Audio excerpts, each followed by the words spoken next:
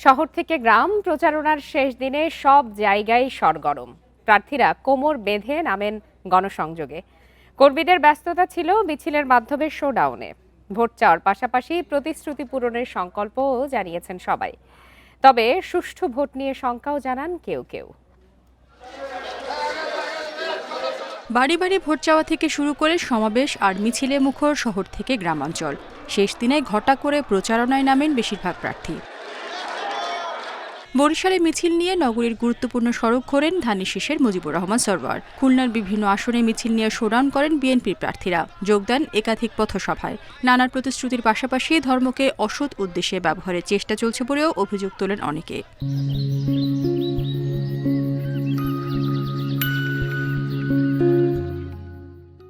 ভগৎগাজী বাজারে পথসভা করেন বিএনপির মহাসচিব মির্জা ফখরুল ইসলাম আলমগীর।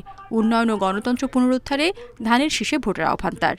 দেশের উন্নয়নের জন্য, আমাদের ৭১ সালের স্বাধীনতাকে ধারণ করবার জন্য, ২৪শে জুলাইয়ের যুদ্ধকে ধারণ করবার জন্য আমরা ধানের শীষে ভোট দিয়ে আমাদের তারেক রহমানকে প্রধানমন্ত্রী করি। বগুড়া জামায়াত ও বিএনপির প্রার্থীরা শেষ দিনের গণসংযোগে ব্যস্ত সময় পার করেন। ময়মনসিংহ ৪ আসনে গণমিছিলের আগে কর্মী সমর্থকদের হুমকি দেওয়া হচ্ছে অভিযোগ তুলে সুষ্ঠু ভোট নিয়ে শঙ্কা জানান জামায়াতের প্রার্থী। দেশের জনগণ নতুন বন্দোবস্ত কায়েম করবে। মানুষের ভিতরে প্রচুর আগ্রহ আছে। মানুষ ভোট কেন্দ্রে যাবে এবং তার ভোটাধিকার প্রয়োগ করবে। যদি তার ভোটাধিকার প্রয়োগের ক্ষেত্রে কেউ বাধা হয়ে দাঁড়ায়, তখন তা আমাদের দেশের জনগণ, এই যুব সমাজ সেটা প্রতিহত করবে। গোপালগঞ্জ ২ আসনে বিএনপির প্রার্থী KM বাবর মিছিল নিয়ে গুরুত্বপূর্ণ সড়ক প্রদক্ষিণ করেন।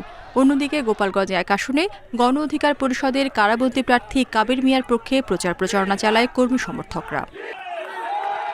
চাঁদপুর ৪ আসনে বিএনপি ও দলের বিদ্রোহী প্রার্থী নিজ নিজ সমাবেশে পাল্টাপাল্টি অভিযোগ তোলেন। ব্রাহ্মণবাড়িয়ার সরাইলে ইসলামী আন্দোলনের প্রার্থী শান্তির প্রতীক হিসেবে হাতপাখা মার্কায় ভোট চান। প্রচারণার শেষ দিন দুপুরে শরীয়তপুর ২ আসনে জামায়াত প্রার্থী ১৪ দফা ইশতেহার ঘোষণা করেন।